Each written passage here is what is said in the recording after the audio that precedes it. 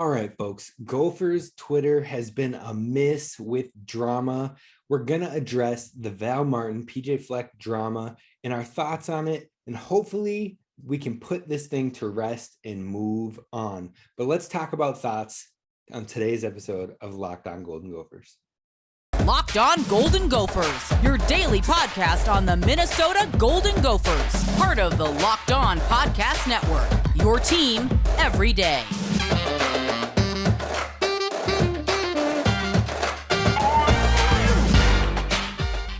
Welcome into the Locked On Golden Gophers podcast, part of the Locked On Podcast Network, your team every day.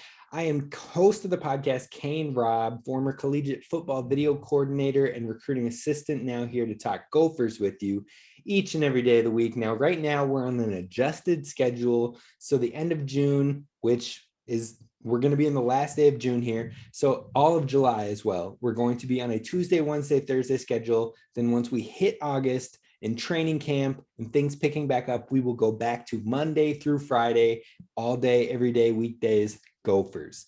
So I appreciate you guys making Locked On Golden Gophers your first listen when it comes to Gophers sports. And let's keep growing the community. Be sure to subscribe on YouTube and follow wherever you get your podcasts.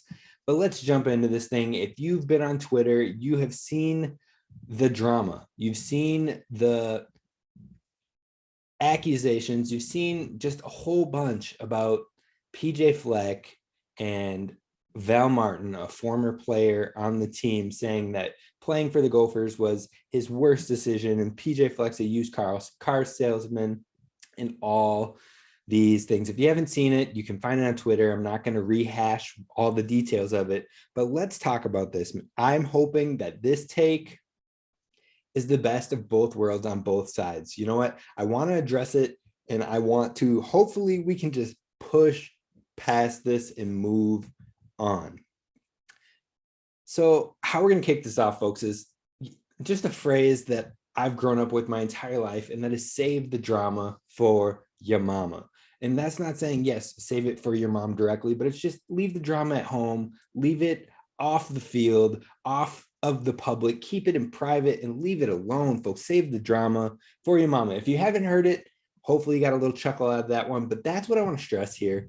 I mean, first of all, there are always a couple of players like this in every locker room. Now, I don't know Val personally, so I'm not going to dive deep on what type of person he is, but there's always guys that stir the pot, or they play nice, they stir the pot, and then they end up leaving or getting removed. It happens in every locker room, at every program, in every level.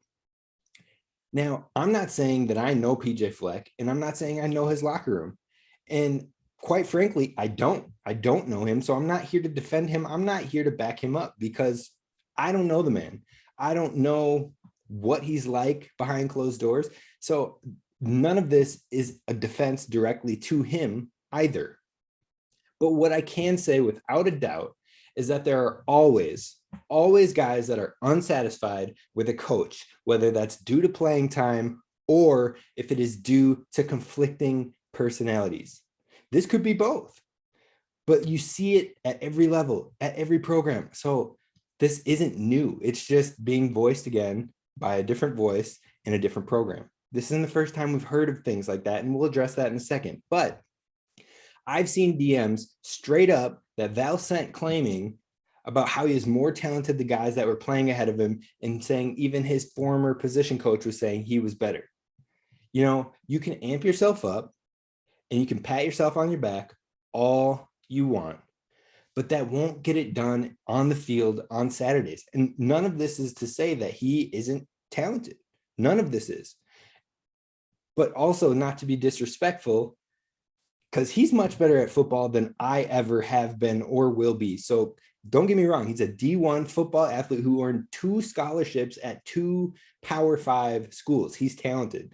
Don't come out here like he's trash, because that's just not the case, folks. That's just rude. And it's really, on top of it, stressing he's more talented than most of the folks sitting on the couch watching at home. So let's not go there.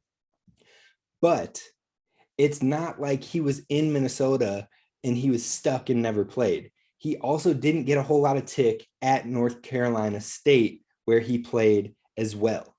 I mean, so it's not just one program that was holding you back or saying like those declarations that he was better than the guys in front of him. Well, it happened at multiple programs. So there is some self-reflection as well. But my main issue is not, it doesn't lie with Val, it doesn't lie with the player, but more so the claims. So let's talk about that. Let's get into that a little bit. Before we do that, I want to talk to you about our friends over at Rock Auto. Rock Auto is what you need to check out, your one-stop shop when it comes to looking for car parts for your vehicle or your truck. They've got reliably low prices for every customer. They're going to give you the best bang for your buck. Why spend 30, 50, and sometimes even 100% more on car parts when you can go to Rock Auto on your mobile device or on your laptop, on your computer, whatever it may be, and get the better price for the part you're looking for. That goes for parts, that goes for carpet, that goes for new mirrors. They got it all over at rockauto.com. So be sure to check it out as opposed to going into the dealership and getting overcharged out the wazoo. So head on over to rockauto.com. Be sure to write Locked On in the Where Did You Hear About Us box so they know that we sent you. Again, amazing, reliably low prices, tons of selections, and all of the car parts that you can need for your car or truck, rockauto.com. All right, folks, so we're going to jump right into it, but I see red flags with the claims that have been staked in the ground, with the DMs that have been put out there by Val Martin. And so here's some of the things that just don't add up for me. They don't make sense. Now, literally no one publicly came out in support, publicly putting their name to it and anything like that. And people will be like, well, they don't want him to retaliate or anything like that. Okay, but I'm talking about old players not putting their name out there. Recent transfers not putting their name out there, whom he doesn't have contact with or he can't give them a consequence.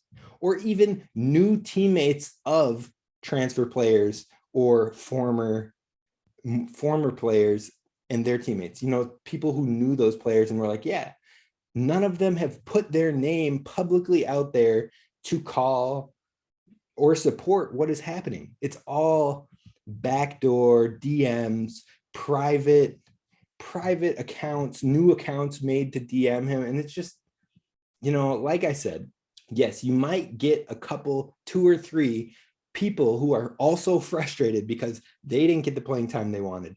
They also had conflicts with the coach. Again, that happens in every locker room. So I'm a little skeptical. I'm a little weary. And the second point that I want to make is that the DMs shared could literally be from a non-player, any non-player. There's nothing there to prove that it's from legit accounts, like I was just saying. And besides the half cropped out one that was very early on, one of the first messages he shared, which turns out to be an unnamed walk-on player with the Twitter sleuths out there who have figured that out, again, didn't see the opportunity and the playing time that they wanted to see. That's what it sounds like. That's what it looks like. But moving on from that, no former player is going to flame and air out other players' businesses, other players' business in general when it comes to how they feel about something. And one of the DMs went out there and listed a ton of players. Oh, these guys, Mo, the Annexsteds, Brevin Spanford, Boye Moffitt, like just putting people's names out there on blast. I'm sorry, but no player that was a brother to these guys or knows that they wouldn't want their stuff on blast either. No player is going to do that flat out. So I'm skeptical. No matter how much you dislike a coach, you're not going to air out a brother's business. You let them speak their own stuff. So that just adds to the skepticism for me. But I don't know if it's just this younger generation, this new generation. And I say that like I'm of some older generation, which I'm not. I'm not that much older than, I'm older than these guys playing college ball, yes. But they're just the generation right below me. So I don't know if it's just the newer generation, but these supposed DMs, if they're real players, quit being passive. Quit complaining on social media behind anonymous accounts. Either buck up and speak out and create change, or use your transfer. You're in the most transfer-friendly era ever for college sports. The most friendly transfer era. You get a free one. You don't have to sit out for a whole year. So if you dislike a coach that much, use your transfer. Find another opportunity. And I guarantee you that if you head to an Ohio State, a Bama, a Clemson, etc., it's not going to be easier. You're not going to get everything like you're anticipating. You're not going to get everything that you're see or told when you transfer to those places. You still have to earn your spot, earn your time, earn the tick. So I just don't get it. Why complain anonymously? It just doesn't make sense to me. I mean, you can transfer or you can be the change if it's really that bad. Now, I have two more points that just didn't make sense to me in this whole thing. And it's just that if the players truly hate PJ and the system, the ones that were named, the people, like I said, they put Boye Mafe's name out there. They put the Winfield's names out there. I mean, if they truly hate PJ Fleck and the system and how he acted and everything, they're not coming back to these alumni things. They're not coming back to the spring game to celebrate. If you hate a guy that much and you dislike him and you're not coming back for that stuff, you're like, I'm out. I'm not coming back. See ya. So it's just all these things compounded on top of each other. It just doesn't make sense. It seems like it's a little fishy. Yes, there might be a small majority that are not even a small majority, a small minority of guys that are upset or they don't like how things are handled. You know what? That I've seen that even in the programs where I've been a video coordinator for. I've seen that firsthand. It happens everywhere, folks. I've seen that at high school level. It happens. Now, the last thing I want to say is that if there was real backing by a legitimate number of players and people on this, Val wouldn't have to respond to every single comment and every single message. Every Joe Schmo that decides to reach out and not only post on the comments, but DM Val, like the guys who aren't players reaching out to him, but just randoms to complain to him. He doesn't have to respond to them, but he is. I've seen them firsthand. So it's just like, ain't nobody got time for that. These statements themselves would have been a mic drop. People would have dug into them more and more if you'd have just said your bit and went with it. Said your bit, had one supportive thing and left it. People, reporters, and everything like that would have dug heavier on this. But the way that he is presenting himself, the way that he is defending every single take, and like, it makes people make it seem less credible. They don't take it seriously because it seems like one guy who was fed up, or one guy with some friends or some people that he knew that are of like mind they're fed up. That's what it seems like now.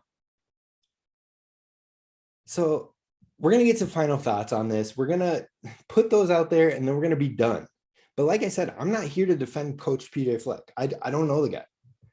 But I'm skeptical, and this whole situation just seems blown out of proportion and overdone.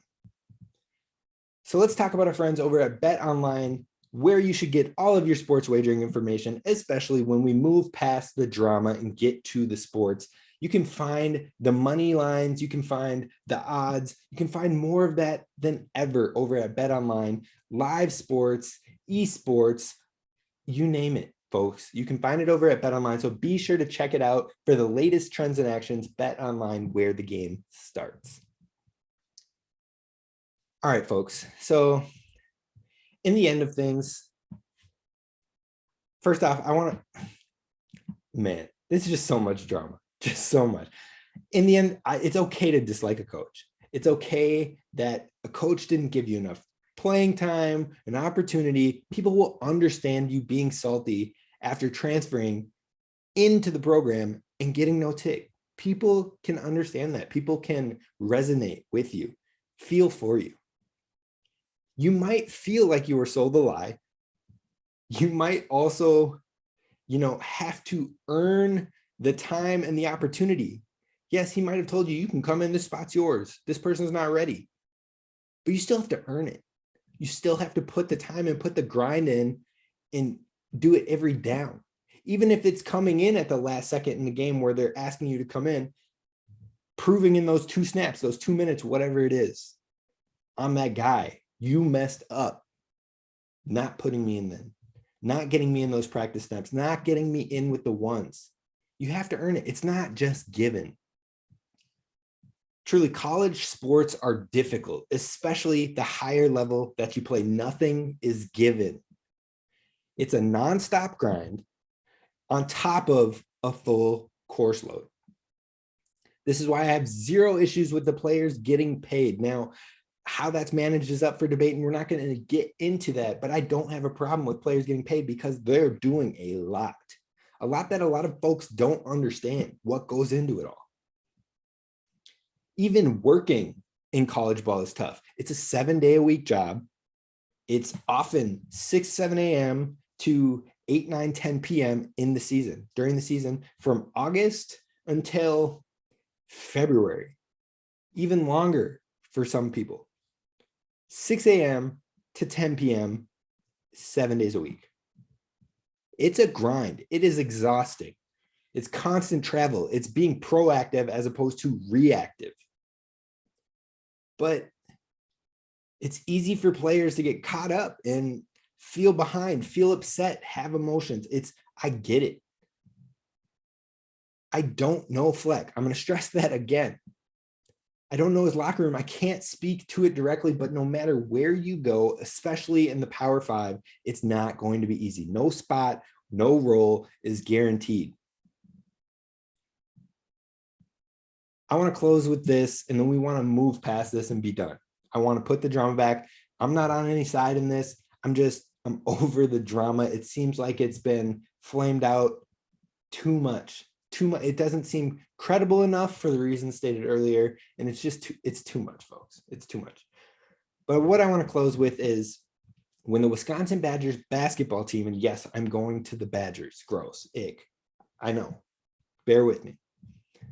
When the Wisconsin Badgers basketball team aired out their coach issues with Coach Gard, there were many players that at least showed there was real smoke to the situation. And those were guys who were playing key roles, captains on the team. And then they were addressed internally addressed. That's how it needs to be handled. That's how you make change. If you have issues, bring it up to your captains, folks. That's what captains are for. If you think that a coach is going to retaliate, bring it to your captains. At least mention it. I mean, there's so many ways that this could be handled better if there is true smoke to it all.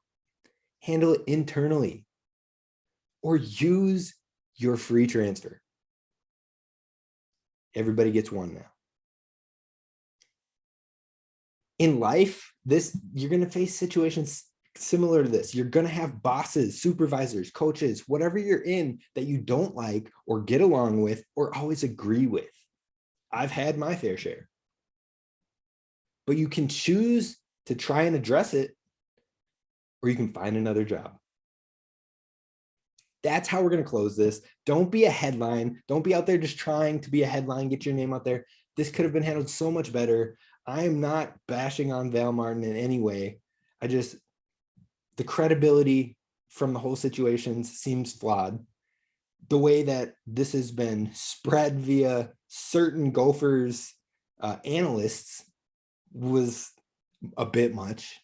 Could have been handled better. And yeah, I don't want to hear it's his job to break news, but no, it could have been handled better.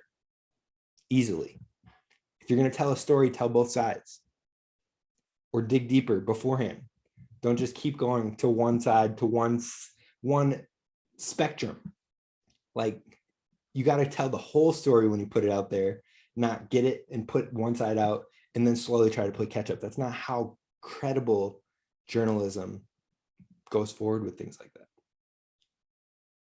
But we're moving past it. Again, save the drama for your mama. We're done with it. That's it for the Locked On Golden Gophers talking on this. We're going to talk about the better topics next week. We're going to talk about, is the Big Ten basketball the best conference, or where does it lie within basketball conferences? We're going to talk about Gophers hockey, especially with the NHL draft coming up and multiple guys that could be first-round picks that are joining the Gophers here soon. We're going to talk about Faber getting traded to the Wild. So he's going to go from the University of Minnesota to the Wild when he makes that jump. All that and more is coming next week. I appreciate you for listening. Please subscribe to the show.